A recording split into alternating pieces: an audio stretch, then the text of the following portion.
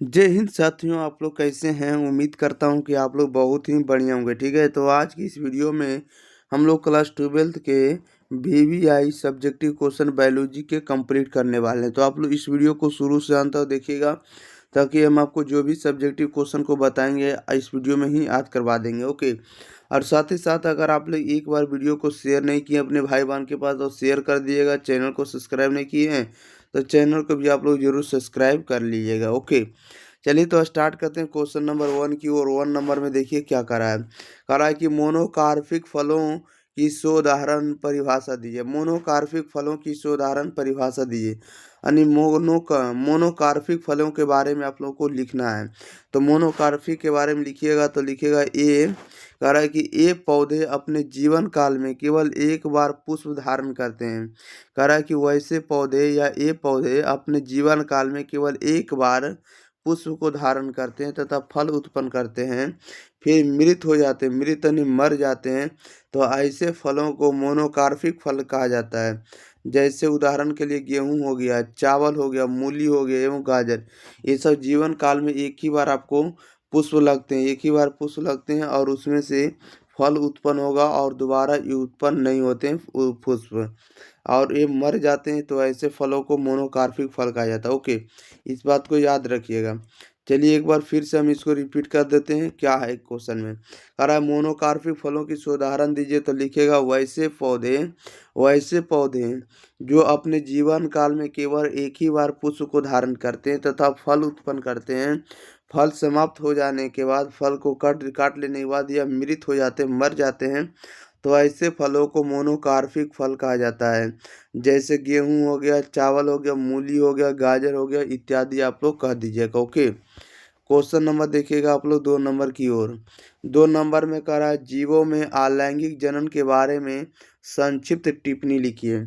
जीवों में अलैंगिक जनन के बारे में संक्षिप्त टिप्पणी लिखिए। जीवों के बारे में लिखना अलैंगिक जनन के बारे में, तो लिखिएगा प्रजनन की वह विधि जिसमें दो जीवों अथवा जनन कोशिकाओं रिप्रोडक्टिव सेल का संयोजन या संलयन संलयन यानी फ्यूजन हुए बिना ही कोई जीव अपने ही समान जीवों को उत्पन्न कर देते हैं। यानी प्रजनन की वैसी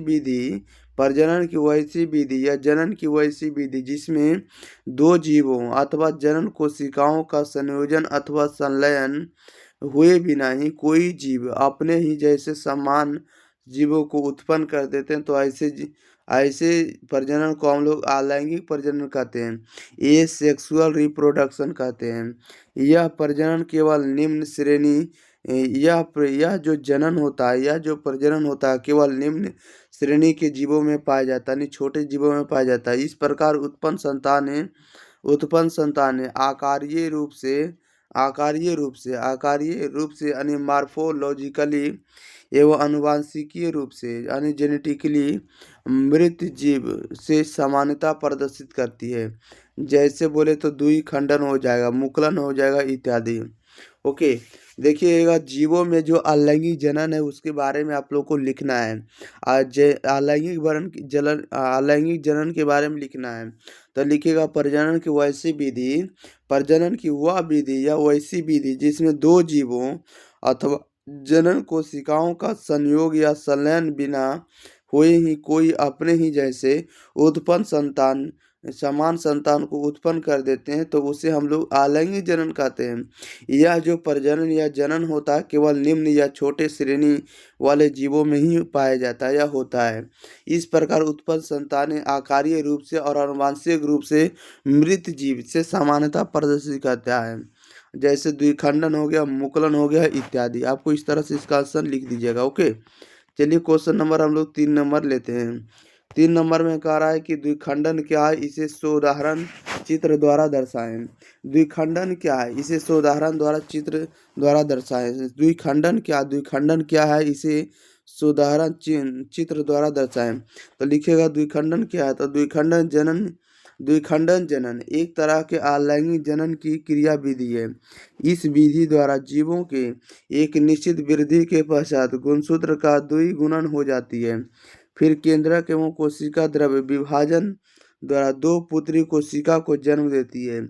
ये पुत्री कोशिका वृद्धि कर समुचित आकार ग्रहण कर लेती है तथा पूर्ण परिपक्व होने पर जनन क्रिया संपन्न करती है। इस प्रकार बार बार द्विखंडन जनन द्वारा अपनी संख्या को बढ़ाते रहता है। ऐसे जीवों के दो प्रमुख उदाहरण अमीबा और पैरामीशियम हैं। पूछा जाएगा कि द्विखंडन जीवों के दो उदाहरण दीजिए, तो आपको अमीबा और पैरामीशियम बताना। पूछ सकता ऑब्जेक्टिव में कि अमीबा कैसा प्राणी है, तो आपको लिखना है द्विखंडन प्राणी है। पैरामीशियम भी द्विखंडन जीव है। ओके, द्विखंडन प्राणी, इस बात को याद रखिएगा। तो देखिएगा द्विखंडन क्या है, तो द्विखंडन जनन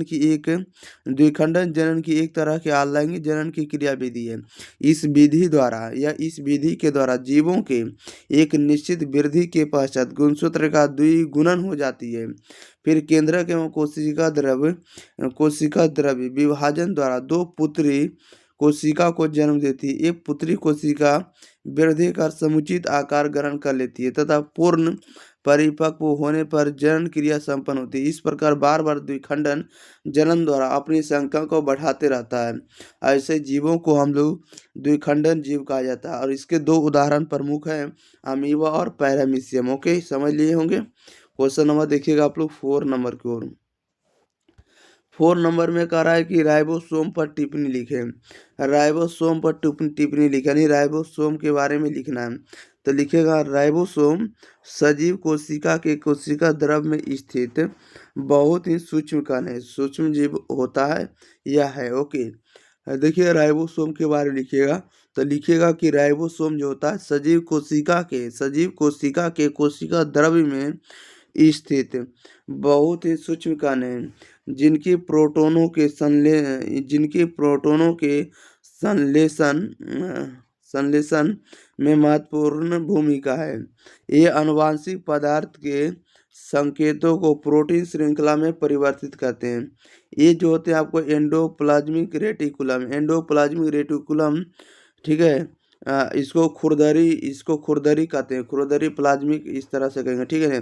तो इसको इंग्लिश में याद रखिएगा कि ये एंडोप्लाज्मिक रेटिकुलम के ऊपरी सतह पर पाया जाता है। इसके अलावा ये जो होते हैं माइटोकॉन्ड्रिया और क्लोरोप्लास्ट में भी पाया जाता है। राइबोसोम एक संदेशवाहक आरएनए के साथ जुड़ा रहता है, जिसमें विशेष प्रोटीन के निर्माण के लिए आवश्यक अमीनो अम्ल को सही क्रमानुसार लगाने पर संदेश रहता है। अमीनो अम्ल जो होते हैं संदेशवाहक आरएनए के साथ संलग्न रहता है, यानी जुड़ा हुआ रहता है। इस प्रकार राइबोसोम प्रोटीन संश्लेषण में मदद करता है तथा लिपिड के अपचयी क्रियाओं में भी मदद करता है या सहायता करता है। ओके, देखिए राइबोसोम के बारे में जो भी लिखना रहेगा तो आपको यही समय से आपको कुछ वर्ड को उठा कर लिख देना है। ओके, राइबोसोम क्या है या राइबोसोम के बारे में लिखिए, या राइबोसोम से आप क्या समझते हैं। तो लिखिएगा राइबोसोम जो होता है सजीव कोशिका के कोशिका द्रव में स्थित बहुत ही सूक्ष्म कण है, जिनकी प्रोटोनों के संश्लेषण में महत्वपूर्ण भूमिका है। ये आनुवंशिक पदार्थों के संकेतों को प्रोटीन श्रृंखला में परिवर्तित करते हैं। और साथ ही साथ ये भी लिखना है कि ये जो होते हैं एंडोप्लाज्मिक रेटिकुलम के ऊपरी सतह पर पाया जाता है। इसके अलावे ये माइटोकॉन्ड्रिया तथा क्लोरोप्लास्ट में भी पाया जाता है। राइबोसोम एक संदेशवाहक आरएनए के साथ जुड़ा रहता है, जिसमें विशेष प्रोटीन के निर्माण के लिए आवश्यक अमीनो अम्ल को सही क्रमानुसार लगाने का संदेश रहता है।